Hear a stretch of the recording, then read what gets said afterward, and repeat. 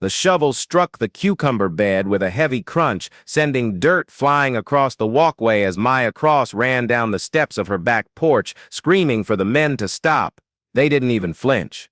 Two workers in safety vests moved methodically across the garden, uprooting plants and tossing them into a utility bin like they were yard waste. Squash vines, green onions, and half a dozen perfectly ripened tomatoes hit the metal with dull, wet thuds.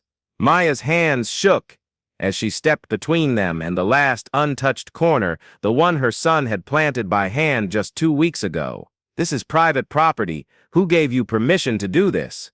One of the men, middle-aged with a sunburned neck and no-name badge, barely looked at her.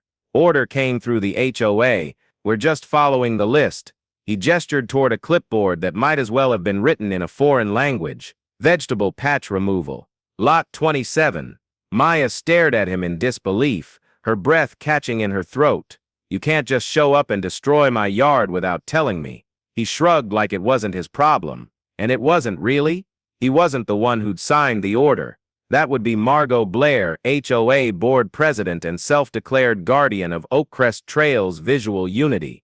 She arrived 5 minutes later, just in time to see the final trellis collapse into a broken tangle of wooden stakes and crushed vines. She wore white heels and oversized sunglasses, her expression unreadable behind the tint.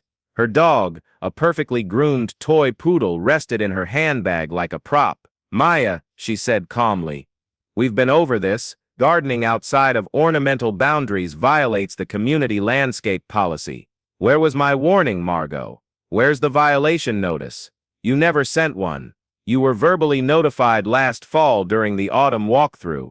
That wasn't a notice. You said you didn't like the compost bin." "It's all part of the same issue," Margot replied, brushing a leaf off her blazer. "Non-conforming elements, overgrowth, edibles visible from the sidewalk. This is a family garden," Maya snapped. "My son built that bed with his grandfather before he passed.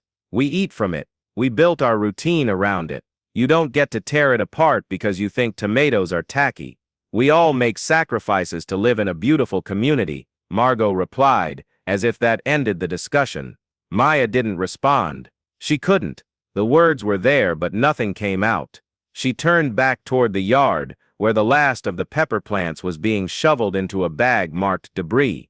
There was nothing left to protect. Not the beds. Not the mulch. Not the string markers her son had hand-tied after school. All of it was gone. In less than 30 minutes, the garden they'd spent 3 years building had been flattened, bagged, and carted to the curb. Later that night, Maya sat at the kitchen table staring at an untouched dinner plate. Jeremy had gone straight to his room after school. He hadn't even noticed the yard at first, until he went to check on the carrot sprouts he'd planted with his science class. He hadn't cried. He hadn't yelled. He had simply stood there, gripping the edge of the fence, staring at the blank earth where his rose used to be. And then he turned and walked inside without saying a word. Maya opened the HOA portal and searched the violation history for her lot. Nothing. No active violations. No closed reports. No mention of any order. Just a 3-line update buried in the last meeting notes. Action approved for Lot 27, grounds compliance enforcement scheduled. No discussion required. No signature. No timestamp. No notification. Just a line in a document no one was ever meant to read. She opened her email. Not to write the board. To write her lawyer. Not out of rage. Not even grief. Out of clarity. Today the HOA destroyed my property and damaged the emotional well-being of my child. There was no warning, no written citation, and no opportunity to contest. We intend to pursue damages for destruction of property and emotional harm. She read the draft twice. Then she hit send. The garden was gone. But something else had been planted in its place. And Maya would make sure it took root. The first thing Maya did was print every photo she could find of the garden, before and after. There were dozens. Some taken in the soft morning light with Jeremy crouched beside the kale rose, holding up a tiny green bell pepper in both hands like he'd just discovered treasure. Others were evening snapshots. Maya in her work boots, kneeling by the soil with dirt on her cheeks and a grin she didn't even know she still had. They weren't just pretty pictures. They were timestamps, proof of time spent, of care invested, of something real that had grown in the middle of a perfectly beige neighborhood obsessed with sterile uniformity. She laid the prints across the dining table, one after another, until the whole surface looked like a living memory that had been wiped out in under 30 minutes. The second thing she did was call Alexis Salgado, her childhood friend turned attorney, who now specialized in civil harassment and residential property law. Alexis didn't ask many questions. She just listened as Maya recounted every detail, every boot print, every shovel strike, every line from Margot's smug mouth. Was there any written notice? None. Any hearing minutes that show a vote? Just one line buried in a document. No signatures. No warning. And they didn't ask for access or give a compliance deadline. Nope, they just showed up. Alexis exhaled slowly through the phone. Then we're not suing for property damage. We're suing for emotional distress and procedural misconduct. You think we have a case? I think we have a story that'll make a jury angry enough to read the HOA charter cover to cover, and that's saying something. Over the next few days, Maya gathered everything. She printed the HOA bylaws and highlighted every section that contradicted what they'd done. She collected emails between her and board members, which showed exactly 0 warnings. She pulled every newsletter from the past 6 months and clipped out every mention of community harmony, aesthetic violations, and unified curb appeal, language that sounded pretty until it was weaponized. But what hit hardest were the letters from her neighbors. She hadn't asked for them. They just started showing up. One woman dropped off a handwritten note folded in half and sealed with a paperclip. I wanted to say something that day, but I froze. My mother kept a garden during chemo. Your son's face when he came home, that broke me. Please sue them. Another neighbor emailed photos of his own raised beds he'd had for years, untouched by the board. He even attached a time-stamped HOA inspection photo showing Margot standing near them, smiling. I think you were targeted. They've let mine stay up for years. Each message was more fuel, not for revenge, for exposure. This wasn't just about vegetables anymore, this was about control, and the quiet, cowardly way it had been enforced. Maya built a timeline, down to the hour. Alexis helped her write a formal complaint for emotional damages, attaching Jeremy's pediatric therapist's note, which documented a significant regression in sleep, appetite, and social behavior since the incident. They weren't embellishing anything. Jeremy had stopped going out to the yard. He didn't want to go to school. He wouldn't eat vegetables he had once loved. The loss wasn't about crops. It was about identity, security, and the feeling that home was a place where he could grow something of his own. And that feeling had been stolen, deliberately, without warning. Maya stayed quiet in public. She didn't post on social media. She didn't respond to the HOA's subtle attempts to shift the narrative, like the new flyer that appeared in everyone's mailbox titled, "Maintaining Neighborhood Standards. A Community Responsibility." It didn't mention her name, but it didn't have to. Everyone knew what it meant, and yet no one seemed to be taking Margot's side. The silence spoke volumes. The neighbors who used to nod politely now avoided eye contact with the board. A few skipped the next HOA meeting entirely. Others brought copies of the new lawsuit Maya had filed and laid them on the meeting table, unfolded, unsigned, but visible, like a warning shot wrapped in printer paper. Maya kept her focus tight. Every day after work, she'd add another page to the folder, screenshots, signatures, statements from residents. Alexis compiled everything into a clean, aggressive brief. When it was finished, they sent it to both the county clerk and the HOA's legal contact. Maya didn't expect a response right away, but what she got was even better. She received silence, not defiance, not denial, just a full 7 days of nothing, and that told her everything. She wasn't fighting to be heard anymore. She was fighting because they knew she could be, and that was a problem they had never planned for. The community meeting room at the Oak Crest Trails clubhouse had never been this full. Every seat was taken, People leaned against the walls, stood near the door, fanned themselves with flyers. The air buzzed, but no one was talking. They were waiting, for the first time in years, with a kind of anticipation that had nothing to do with the new paint code or garbage bin policies. They were here because of what had been taken, and more importantly, what was about to be said. At the front, behind the table once dominated by the familiar click of Margot Blair's clipboard, sat the 4 remaining board members. Margot herself was notably absent. The flyer announcing the emergency meeting had referred to her absence as personal travel, but everyone knew the truth. She was hiding. Maya didn't sit near the front. She waited until the meeting began, until the usual parade of formalities and soft-voiced introductions was over. When the acting chair opened the floor to resident concerns, she stood up, slowly, steadily, and walked to the podium with a file in one hand and a printed photo in the other.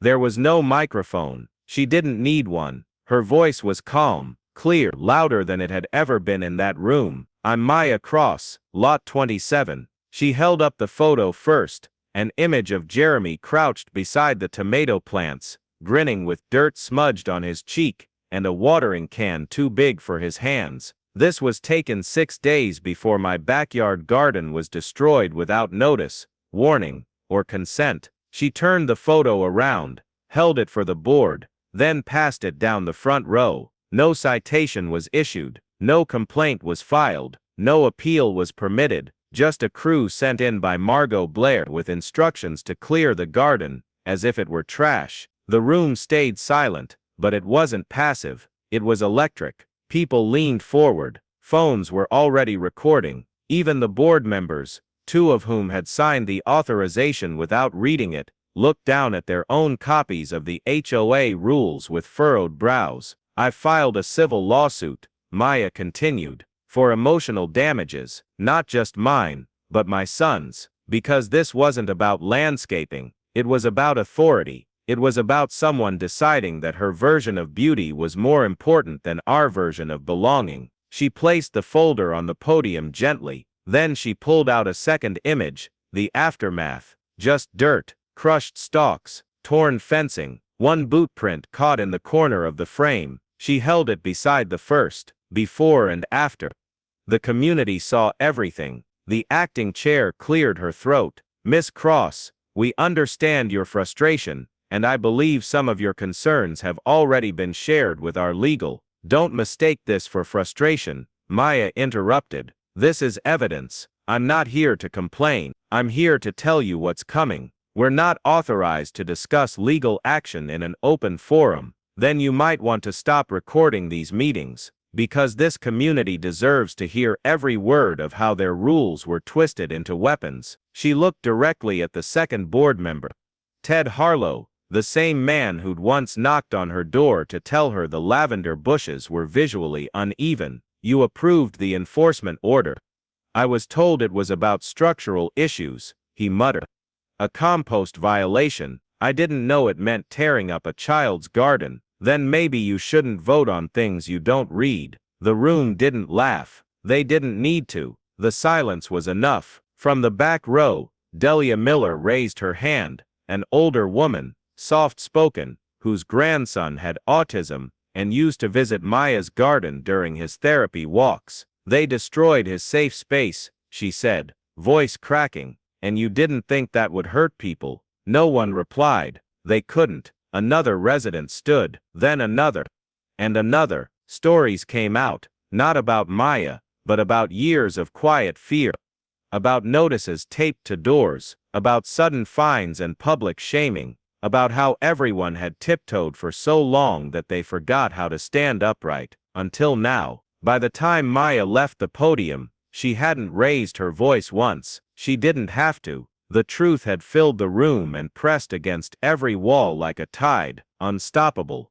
clean, inevitable. Outside the clubhouse, the sun had dipped low enough to cast long shadows across the sidewalk. Maya stood by her car for a moment, watching people trickle out in pairs and clusters, still talking, still processing. She didn't feel triumphant. She felt steady, settled. The garden was gone, but the silence that replaced it That was gone too, and in its place, something louder had started to grow. 3 days after the meeting, Maya received a letter slid beneath her front door.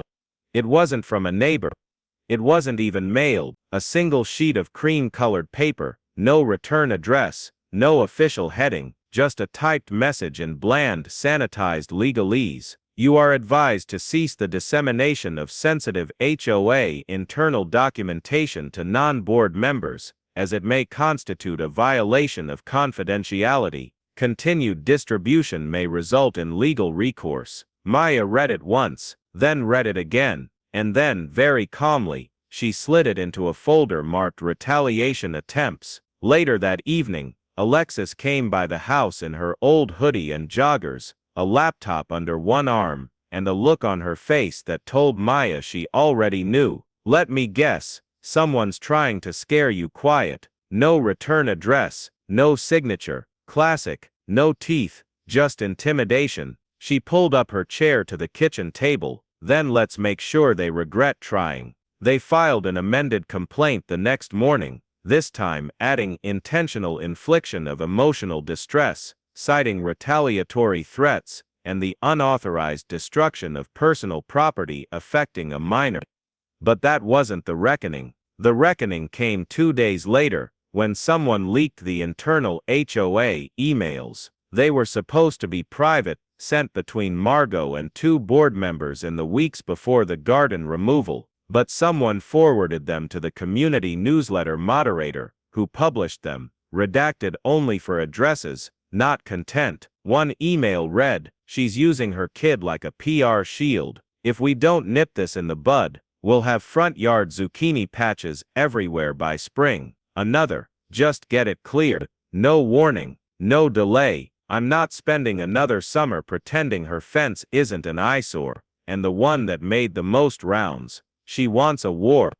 Let her sue. Nobody wins against the board." The backlash hit faster than Maya expected. By noon, her inbox was flooded with messages from neighbors, reporters, and even a former board member who had stepped down last year. Local news picked up the story by 3 p.m., and by dinner time, a camera crew was parked 2 houses down, interviewing a neighbor whose backyard herb spiral had also been removed, quietly, without paperwork. 2 summers ago, the community had been simmering. This was the boil. The HOA board released a statement the next morning. They didn't deny the emails. They didn't even try. Instead, they announced that Margot Blair had resigned, effective immediately. No apology, no admission, just a quiet removal of the woman whose signature had never even appeared on the orders she gave. The board tried to shift focus by promising a values audit and greater transparency, but it was too late for soft language and vague promises. No one was listening to them anymore. The next meeting was unlike any before it. It wasn't angry, it was organized. Residents came with binders of their own, laptops, screenshots, printouts. They cited charter violations with more accuracy than the board ever had. They cross-examined policy updates. They asked for documentation that had never been publicly available, and when the acting president tried to wrap the meeting early, someone in the crowd, Delia Miller, stood up and said, "We've stayed quiet because we thought we didn't have a choice, but now we know we do." She wasn't emotional, she wasn't loud, she was just done being ruled by people who thought silence was agreement. Maya didn't speak that night. She didn't have to. Her story had already cracked something open, and now, the whole community was stepping through it. 1 week later, a special vote was held. It wasn't for new leadership, it was for a complete rewrite of the HOA charter, with input from third-party legal advisors, elected resident reviewers, and a rotating committee system to prevent concentrated control. For the first time in years, residents weren't reacting to rules, they were writing them, together. That night, Maya received a final letter from the HOA's lawyer, this time formal, official, and desperate in its tone. They wanted to settle, privately, no trial, no admission of wrongdoing, just a check and a non-disclosure agreement. Alexis read it twice before laughing. They think this is about money. It never was, Maya said. It was about telling the truth in front of the people who needed to hear it. So what do you want to do? Maya closed the folder. I want every one of those documents entered into the public record. I want the whole garden to bloom again, and I want them to know it's going to be permanent this time. They declined the settlement and scheduled the first deposition for the following week, not for show, not for revenge, but because the board had treated her family like a weed, and she was going to make sure they remembered what happened when they tried to dig up roots they couldn't understand. The next newsletter didn't mention the lawsuit. There was no update about the settlement being rejected, no public note about Margot's quiet departure, and certainly no acknowledgement of the leaked emails that had been passed around Oakcrest like wildfire. Instead, the opening headline read, "Spring Maintenance Reminders, Curb Appeal and Compliance." Underneath it, a grainy photo of hydrangeas clipped from a stock image site. No one cared. No one even pretended to care.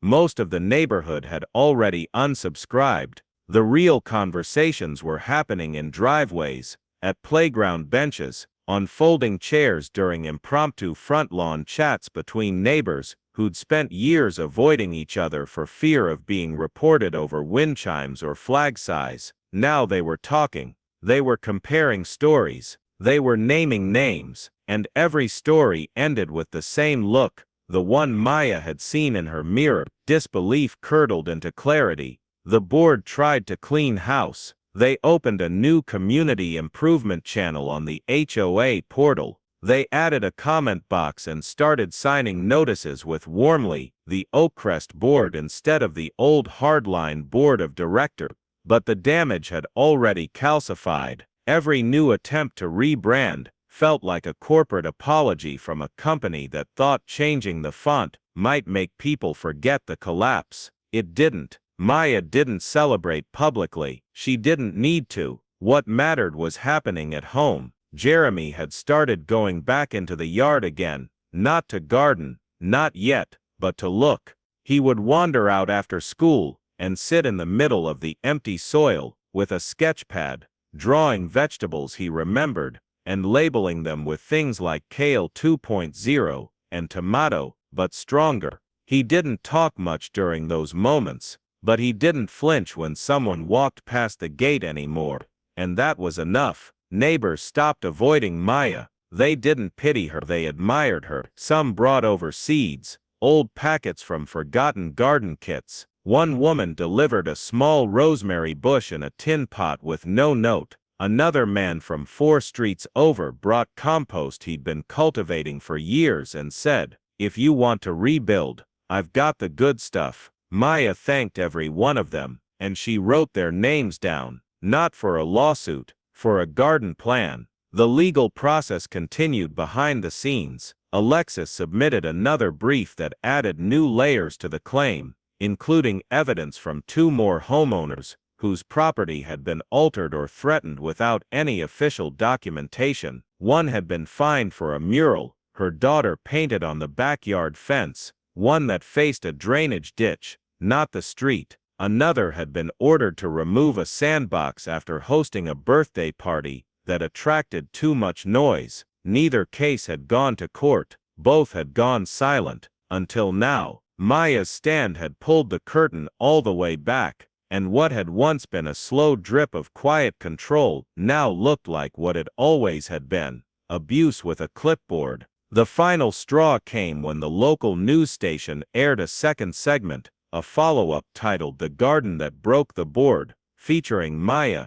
Jeremy, and several neighbors who had never planned to speak publicly, but finally did. The segment ended with Jeremy showing the reporter one of his drawings. "This one's a dragon pepper," he said. "It grows spicy enough to fight people who lie." The reporter laughed, but Maya just smiled, because it didn't feel like a joke. That same week, the HOA scheduled a mandatory town hall to address the legal backlash. They called it Rebuilding Community Trust. Only half the board showed up. The other half had already stepped down quietly. No one applauded, no one heckled. They just listened, coldly, directly, as Maya read a brief statement outlining what had happened, what had been proven, and what was still to come. This was never about a garden, she said. It was about dignity, about being heard, about having our homes treated like homes, not battlefields. She didn't raise her voice. She didn't have to.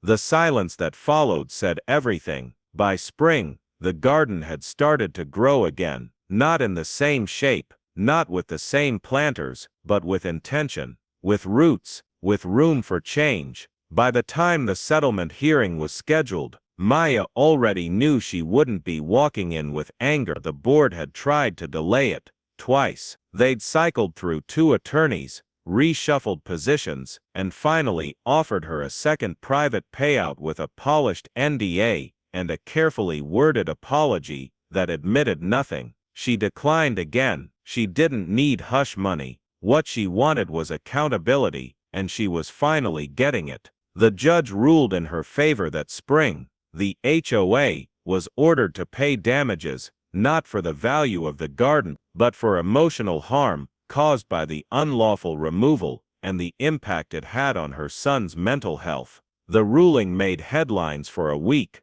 but Maya didn't frame the article. She planted the check, literally. The new garden beds were twice the size of the old ones, bordered with cedar planks, and marked by small painted signs Jeremy had made himself. The rosemary bush had been replanted, along with a new patch of lemon thyme, and 2 rows of cherry tomatoes named after comic book characters. Neighbors donated more than she could ever use. Some dropped off seeds, others helped shovel mulch. One woman brought 3 wheelbarrows of compost and simply said, "Because you made it possible." Jeremy started spending more time outside again. He wore gloves that were 2 sizes too big and insisted on keeping a notebook of what he called plant emotions, where he wrote things like, "The cucumbers are doing okay, not excited, but trying. The basil is fearless. The rosemary knows it's strong." He'd even made a laminated sign and staked it in the front row. It read, "Do not touch unless you helped grow." Maya left it exactly where it was. At the next community event, the new HOA interim president stopped by with a clipboard, not to check for violations, but to ask if Maya would be willing to help advise the new charter revision committee. She declined, not out of resentment. She just didn't want a seat at a table that had once tried to silence her.